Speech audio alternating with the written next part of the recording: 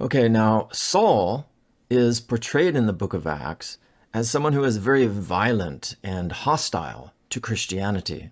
He's portrayed as consenting to the stoning of Stephen. Stephen was the first deacon in the church. And here are some other verses in the book of Acts. It says, "But Saul was ravaging the church, and entering house after house, he dragged off men and women and committed them to prison." And then Acts 22:3, which we've already read, where Paul talks about being zealous for God. He persecuted the way, that's referring to Christians. He persecuted this way to death, binding and delivering to prison both men and women. And then in Acts 22:19, he's praying to God. He says, "Lord, these Christians themselves know that in every synagogue I imprisoned and beat those who believed in you." And then in Acts 26:10, he says, "Which thing I also did in Jerusalem," talking about persecuting the Christians, "and I shut up many of the saints in prison, having received authority from the chief priests, and when they were put to death, I cast my vote against them, and I punished them often in every synagogue, and compelled them to blaspheme." In other words, he probably compelled them to deny that Jesus was the Messiah. "And being exceedingly mad," crazy, "against them, I persecuted them even unto strange cities." Okay, so that gives you kind of a taste of how Luke portrays Paul in his pre-converted state. Very hostile, very antagonistic toward this new Jesus movement. And then we have kind of a similar portrayal of Saul, although he doesn't call himself Saul, in his own letters. In Galatians, he says, "For you have heard of my former life in Judaism, how I persecuted the church of God violently and tried to destroy it. And I advanced in Judaism beyond many of my own age among my people, being a zealot in a more excessive way for the traditions of my fathers." And then in Philippians chapter 3, Paul is kind of reflecting back on his life before conversion. And he says, these people, they think they have something to brag about. Well, I myself have reason for confidence in the flesh too. If any other man thinks that he has reason for confidence in the flesh, in other words, if anyone thinks that he has something to brag about, I have more. Circumcised on the 8th day of the people of Israel, of the tribe of Benjamin, a Hebrew born of Hebrews, as to the law, a Pharisee, as to zeal, a persecutor of the church, as to righteousness under the law, blameless. But whatever gain I had, I counted as loss for the sake of Christ. And then lastly, in 1 Timothy, he says, "I formerly blasphemed and persecuted and insulted him," referring to Christ.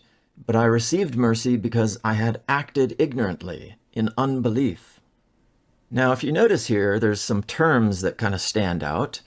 In the passage in Galatians, he speaks about being a zealot in a more excessive way for the traditions of my fathers. And then in Philippians, he says, "As to zeal, he was a persecutor of the church." These references to his zeal have a certain historical and cultural context that need to be understood. In Numbers chapter 25, we're told a story about Phinehas. Phinehas was a son of Aaron the high priest, and we're told that at the city of Baal Peor, the Israelites had married many of the women and worshipped Baal. Because of this, we're told that the anger of the Lord was kindled against the Israelites, and he commanded Moses to have all the judges of the city slay all the men who had committed this grievous sin. Now, as all of this was happening, and as the Israelites were all weeping on account of this sin of their fellow tribesmen, a man came walking out with his new wife from Baal Peor. It was a pretty flagrant display of rebellion against the Lord. And so Phinehas took his spear and thrust it through both the man and the woman. And the Lord commended, in other words, he praised Phinehas for doing this and granted him an eternal priesthood because, quote, he was zealous for his God and made atonement for the people of Israel. Now, this term zealous can also be translated jealous, so just be aware of that. The term is also used in a story about the prophet Elijah. Elijah had challenged 450 prophets of Baal to a contest. They were to slay an animal and call upon Baal, and then he would call upon his God, Yahweh. Whichever God answered first by fire, in other words, whichever God sent fire down from heaven to consume the sacrifice, was to be acknowledged as the true God. The prophets of Baal accepted the challenge, and so they turn up and they start crying out to Baal. For several hours, they begged and pleaded, and even lacerated themselves in order to get Baal to answer them. But it was all to no avail, and they eventually gave up. So Elijah stepped forward, sacrificed an animal, and ordered that it be doused with water. Then he called upon the Lord, and the Lord sent fire down from heaven and consumed the sacrifice. In response, the Israelites acknowledged that the Lord is God. And as everyone was excited and triumphing in this miraculous display from God, Elijah ordered them to slay the 450 prophets of Baal. It was a very dramatic, but also a very bloody triumph. Okay, and then in the next chapter, we're told that when Elijah prayed to God, he reminded God of this. He said, "I have been very zealous for the Lord God of hosts." And he seems to have been reflecting here, at least in part, on his slaughtering of the prophets of Baal. So in both of these stories of Phinehas and Elijah, there is an apparent association between being zealous for the Lord and engaging in a kind of violent struggle against false religion and sinful practices. All right, and then in 1 Maccabees chapter 2, we're told about the priest Mattathias slaying one of the Greek officials who had been trying to enforce a law from the king requiring the Jews to sacrifice swine to a pagan deity.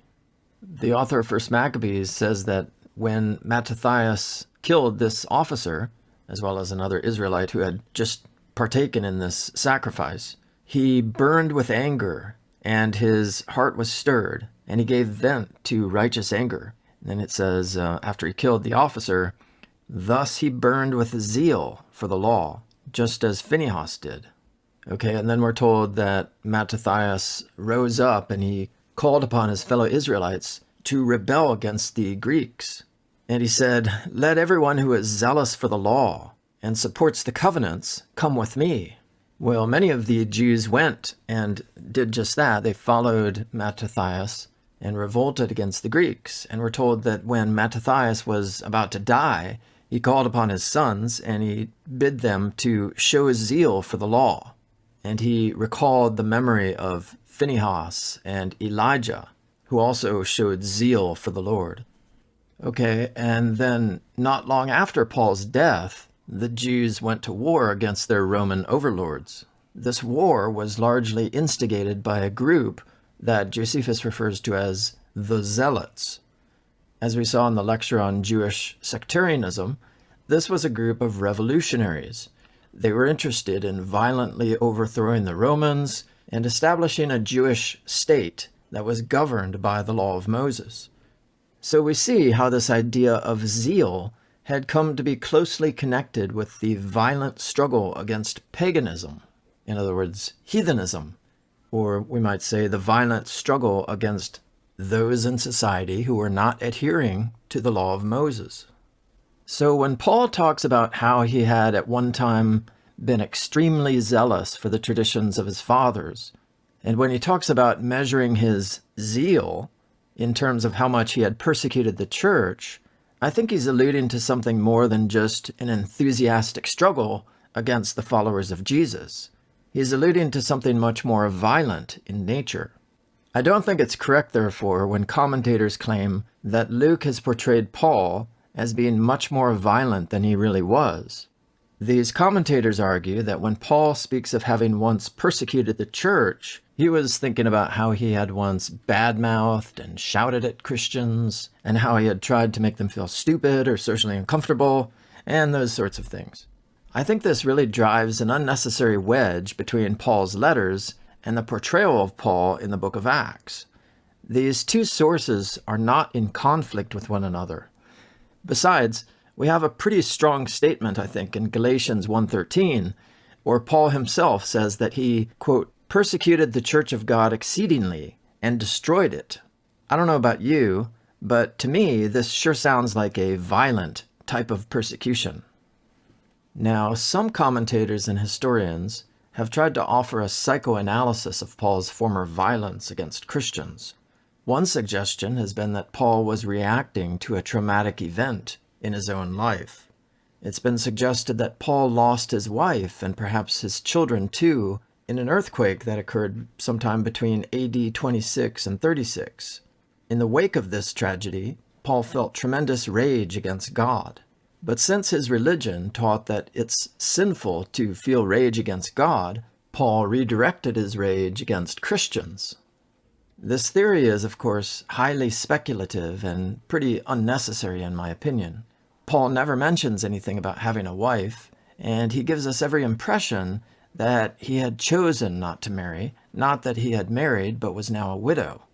Furthermore, in view of his former zealotry, I think we have a much better explanation for why he had acted so violently.